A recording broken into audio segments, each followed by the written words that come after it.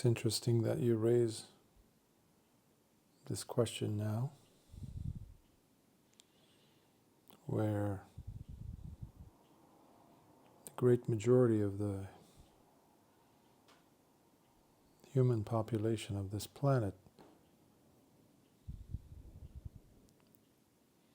celebrated, to a great extent,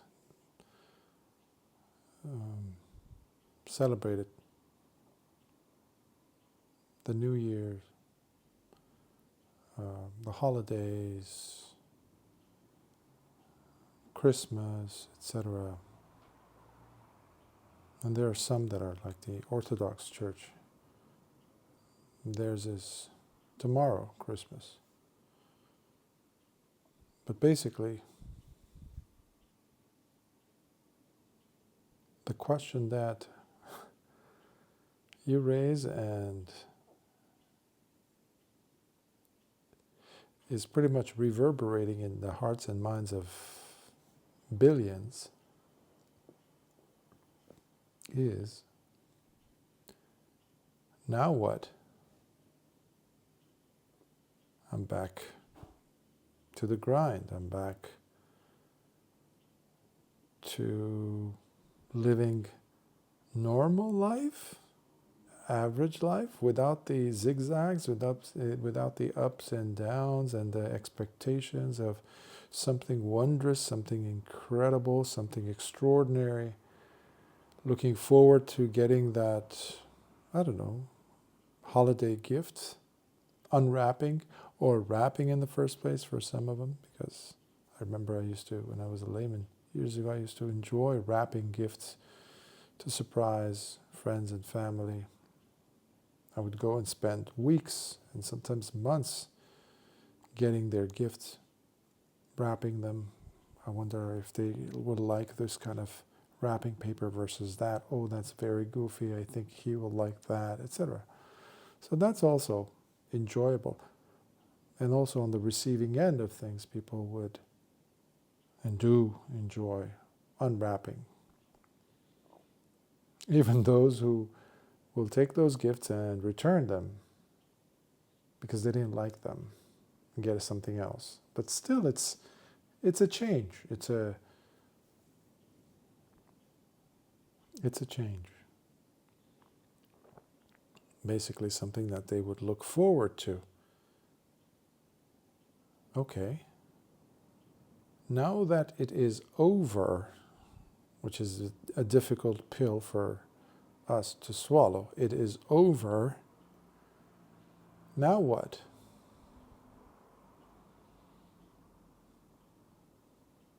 I think it was last week you asked about, or somebody had raised a question about boredom.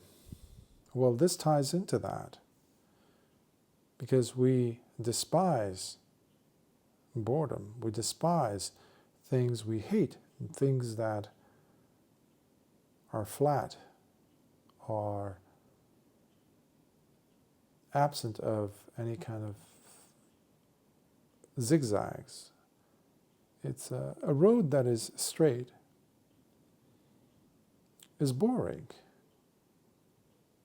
I might have mentioned this in the 80s or 90s, I think it was, in some parts of the US where there were long stretches of roads where there's no reason for them to have a zigzag.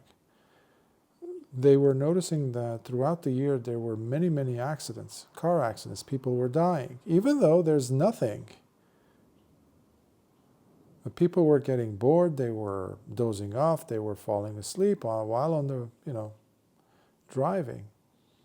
So intentionally, the government went ahead and created zigzags. They actually created hurdles. They actually created curves on the road itself, which would force the person to stay awake. But not just awake. It would force the person to also not be bored. Hypnosis works whether it in the form of auto-suggestion or auto-hypnosis or by having someone else doing it to you. The tone of the voice, the repetition, the pacing or the spacing of the words or the prompts, or even when it's just a sound, certain sounds or audio tapes that people were producing in the 80s and 90s. Of course, they're available online now. That help people fall asleep, that help people to get into a certain theta state or another mentally calm state. Have that quality, where the mind doesn't feel like it has to do something.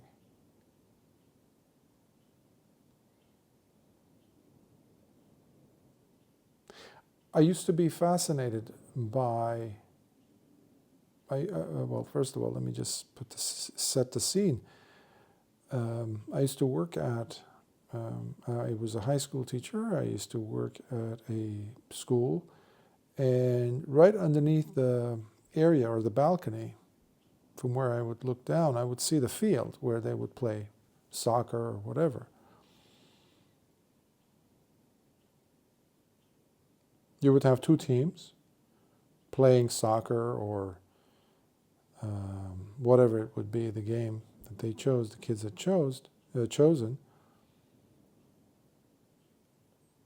I would notice all that hubbub, I would notice all that activity, especially on festivities during, certain festive days, and there was a lot of celebration, this and that. I would look at the field, the grassy field, the lawn, where they would be running after, let's say, the ball, kicking, who's going to grab, who's going to pass the ball, who's going to do the, who's the attacker, who's going to, etc. And everybody's cheering for one team or the other. And then I would, later on, stand at the same spot I was earlier, when all that action was taking place, but when everyone had gone home, or the following day where there wasn't any activity. And I would just stand there, look down at the field, and I would see it quiet. What happened? Even if there's a ball still left there on the ground, why is it not so exciting to look at? Why does it not pull one's attention?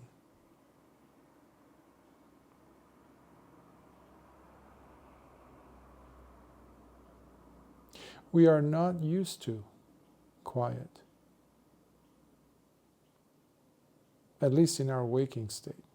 We in fact think of that to be an abnormal state, unnatural state, even unwanted state for many people. For that reason, we seek out things that jitter, create some type of a jitter, some type of a action, some type of an activity, basically restlessness.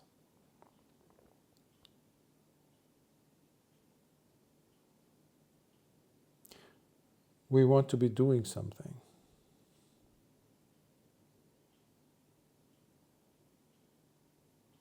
If you see someone sitting there at a park bench, sitting there, not doing anything, not looking at the birds, not singing, not playing a guitar, not playing with his toes, and then you start looking for something next to them. Oh, cell phone. He must be looking at a cell phone. He must be holding on to something if he's sitting there on a park bench, or smoking a cigarette or something, or talking over the phone, or at the very least reading a newspaper or a book. We have reached a point where we look at a person like that, and if we find such a person in that state, we start getting uneasy, because that is not normal for many of us. People used to take time away from their busyness during the day to create these spaces. So our culture has normalized that restlessness.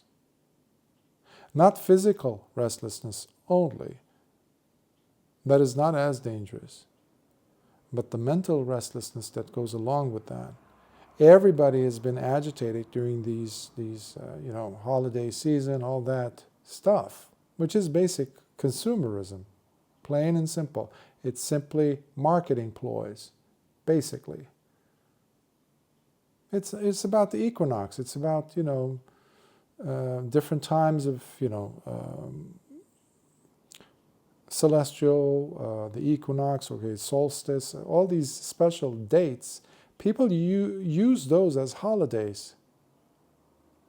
Eventually, turn them into something out of this world, attaching mythological, significance to them. It was like this for thousands of years, and it keeps changing. Whatever dominant is the theme, the narrative that's playing out the loudest in people's lives, in their culture, in their minds. But in our case, in this time period, it's all about other than what it really could be turned into. A wonderful time for us to recuperate from the craziness of a normal life. That's why the seasons are, it's cold in the northern hemisphere.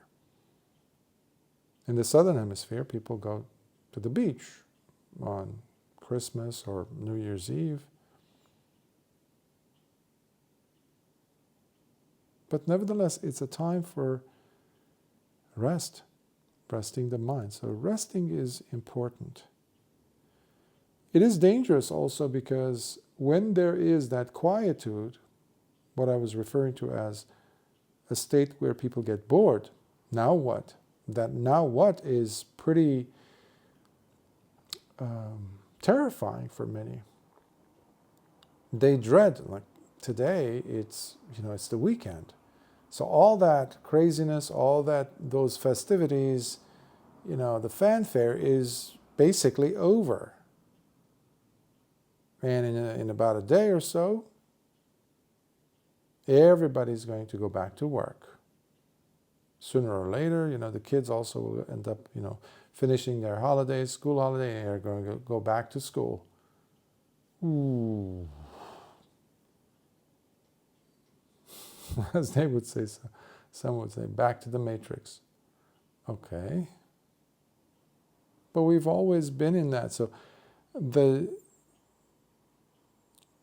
unfortunately, people have not been using these quiet times for the right reasons, or celebrating them for the right reasons. It is a wonderful time to celebrate because at least everybody's coming together for a single purpose. There is a celebration. Celebration is not something bad. We need to celebrate. People would gather, people would have a reason to smile at each other, to each other, which I've always found to be a wonderful quality to have as a human being, to feel that. With a total stranger, with a neighbor, in a community.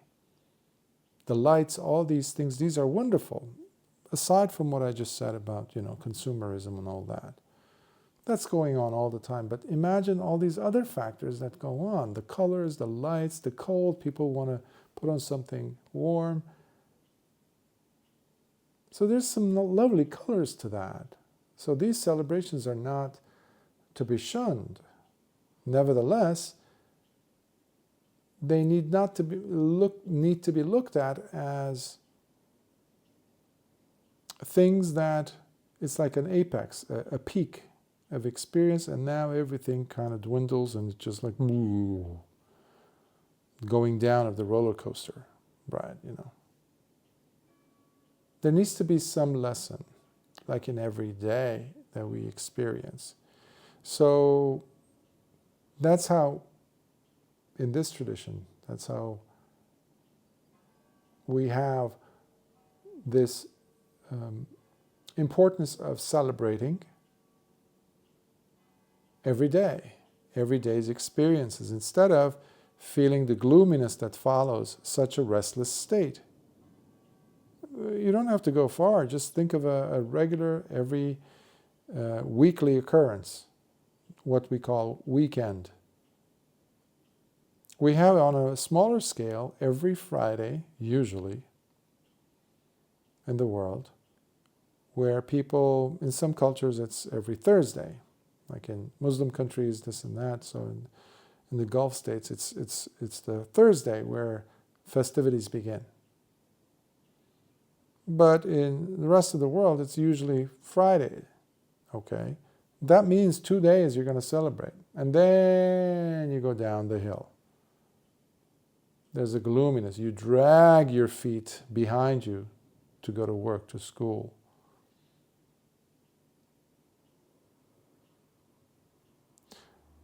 It doesn't have to be like that.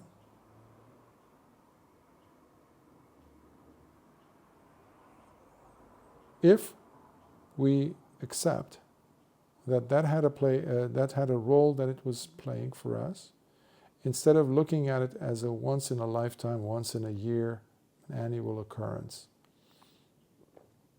or once a week type of an occurrence, because it would be dangerous. Where would that leave the rest of the year? Those 11 and a half months of the year, or those 5 or 6 days of the week. Where does that leave them? Those days, that time, that big chunk, the greater chunk of your life, where would that's where it can be dangerous. When all you're doing is living for the weekend, that is extremely dangerous. I know people who only live for sports games, for events. They always have, I don't know them now, of course, but in years past, they would live from one boxing match to the next, like to watch it with the boys, or one Super Bowl to the next, or something. It has to be an event. And then you see them during the rest of the week. They're dragging themselves minute to minute. They're not happy. They don't like quiet either. Quiet is simply for when they're about to fall asleep. We're more than that. We're more than a puppy, a dog that that starts wagging its tail when you move around its leash and say, okay, it's time for us to go for a walk. That's what human beings have become, unfortunately, it seems. No, we're more than that, I believe. If we appreciate and learn to celebrate every day, learn to, yes, I'm not against, I encourage people to have a set of goals. But those goals are not going to achieve themselves, especially not by sheer willpower. No, we need to create those small, tiny little habits that take us closer to achieving those goals. And those become a Christmas, each of them. They become a holiday. Each of those becomes a weekend in the middle of the week. I had, when I was working at an agency as a therapist, clinician. Even with a full, caseload, sometimes it would be like 8, 9 patients, clients, back to back. One time it was 11. That was my, and I said, there's something wrong, I can't. There were other colleagues of mine that were doing more than that, a day. That means just going in and out, just like you're one after the other. How can you clear up the space in your head, at least? I'm not even talking about the, session room. So anyhow, in the middle of such a day, I would take my few minutes breather,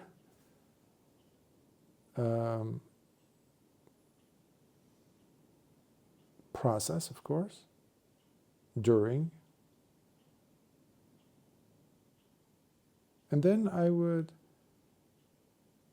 take a breath and just center myself. I would feel my toes, wiggle them. I would take a minute. My patients would be waiting outside in the waiting room before, I wouldn't make them wait or anything. But I would give myself a minute or two. And then once I would open my door and come out to go greet them, in the hallway I would see my colleagues, and it would break your heart to see their like gloomy faces, this and that. It's heavy. So I would joke around with them. I would just like, hey, how are you? Or nice shirt, or this or that. It was like, sometimes I would hear them ask, why are you in such a cheerful mood? A quick response or a comeback always worked would be, why not? Why not? That I see to be quite similar to now what? Because the cyclical repetitiveness of a new year just beginning. We're in January, beginning part of January. Officially, in a day or so, you're going to start Monday, the first official week of, because the other 2 days don't count, right? 2025.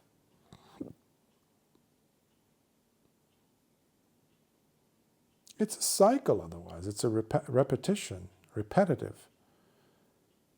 People get bored of repetitiveness. In fact, some people get so depressed. Many people are depressed right now because they lived for that high point, that apex, that high, dopamine kick, surge, where they were involved, people were coming and going, they were going, cooking, this, that, many people drinking, and that they had the excuse for it, coming together, yes. And then almost like falling apart. It's like almost like entropy,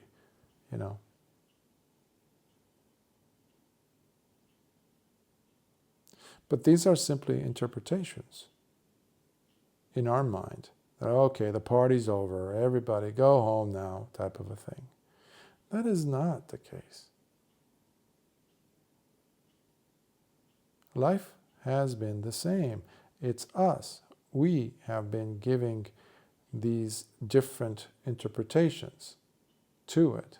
Because that field, the grassy field I was describing earlier, did not lose its green hue. It did not lose the freshness of the grass. The blue sky didn't lose its blueness, the atmosphere.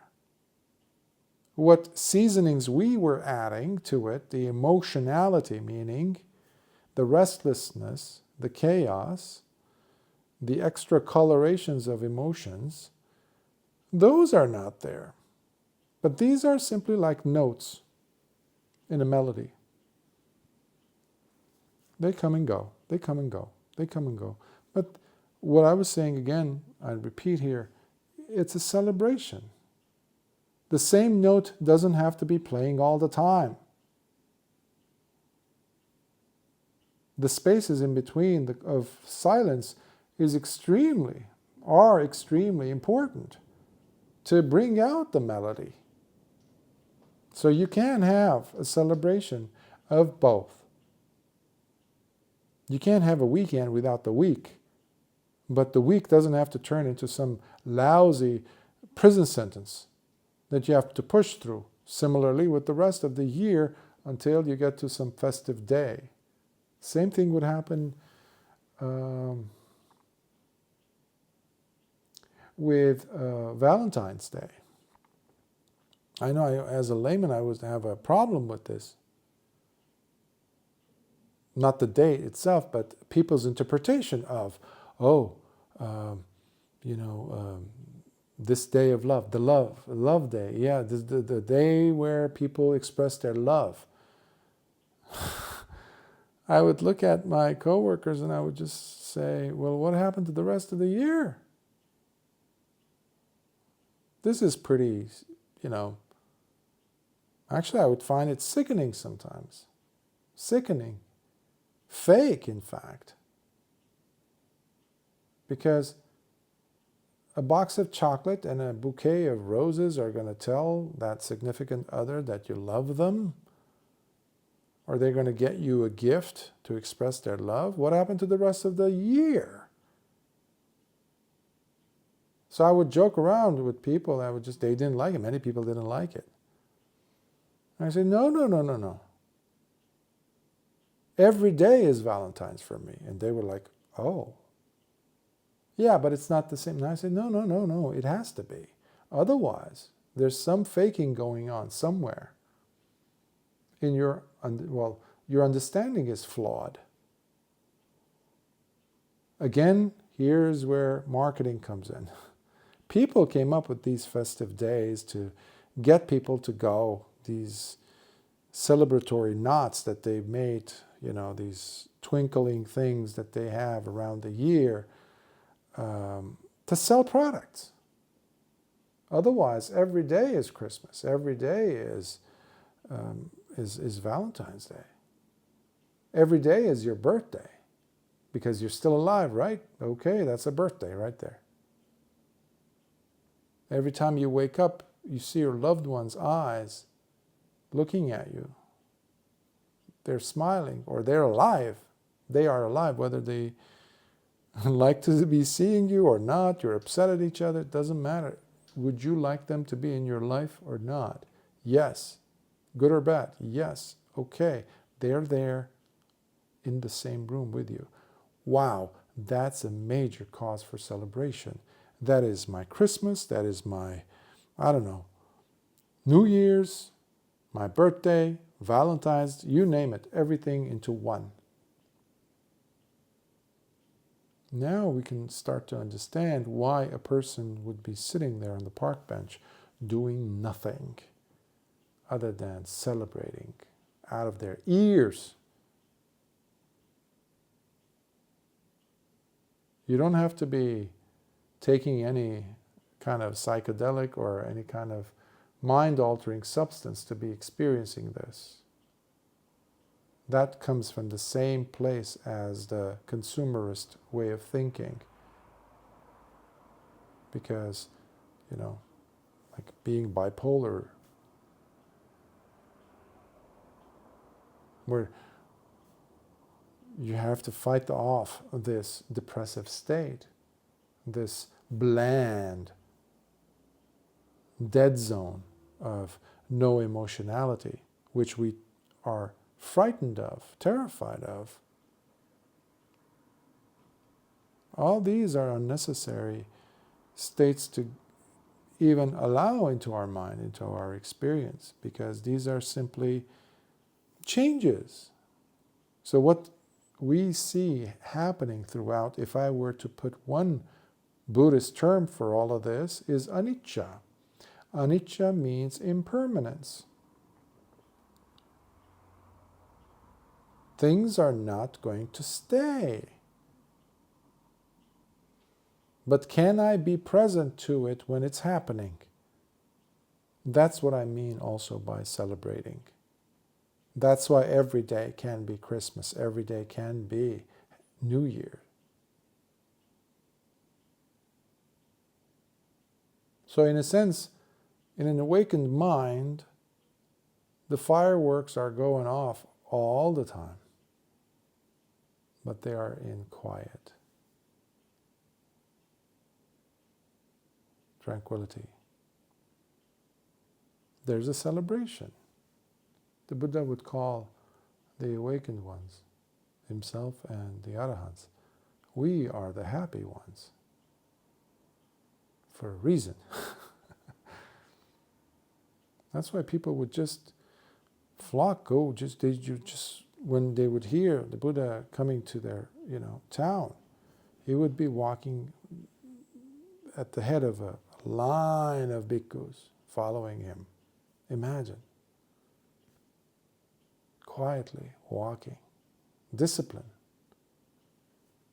Things would be going on, life would be happening around them, but they would be equally separated from each other, calmly walking, keeping composure, looking down, aware of their surroundings. And they would travel like that. They would sit down after they've received their alms food someplace quiet. They would eat. And then they would come together, sit either around Lord Buddha, or they would go and meditate here, there, not too far from him. Now, people observing, eventually they would look and say, well, what's so special about these people? What are they doing? I've had people ask me, before my ordination especially, even during, people later on came and said, well, why did you leave your lay life behind? Like, you had so many things going for you, like this and that, but now you can't do this. I was like, hold on.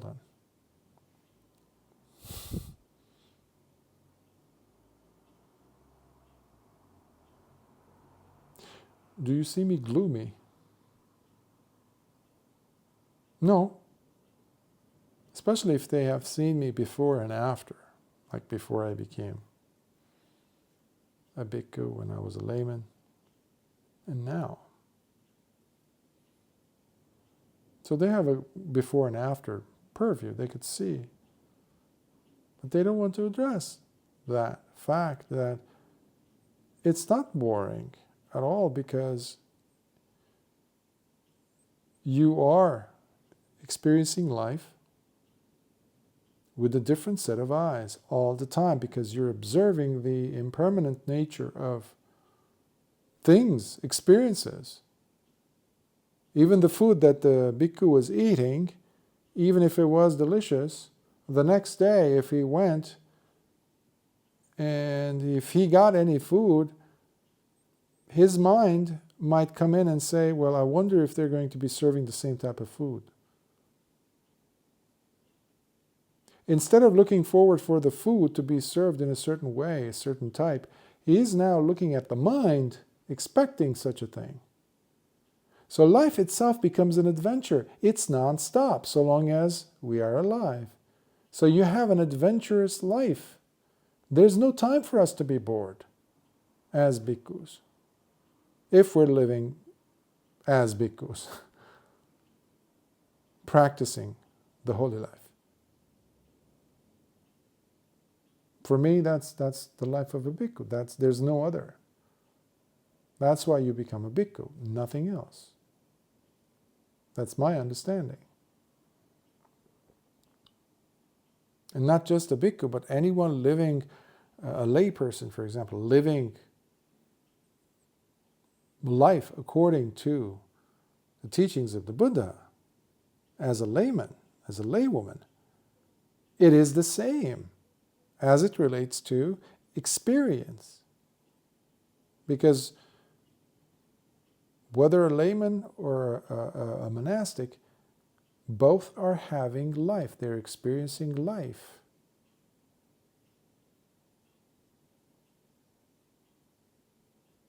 So both have the same possibilities of experience, experiencing anicca, impermanence. Wisdom is there for both to be gained. Consciousness is there for them to understand through their life, through their experience. By always observing with sati, with mindfulness, and sampajanya, full awareness, full awareness, as much as you can, as much as you can, as much as you can. The monastic simply has more opportunities of quietude, less engagement with the responsibilities of a lay person, and having more rules that would augment such a lifestyle, which we call the holy life, living the holy celibate life. Otherwise, it's the same for both. The opportunities for celebrating life, to be happy, are the same. Make sense?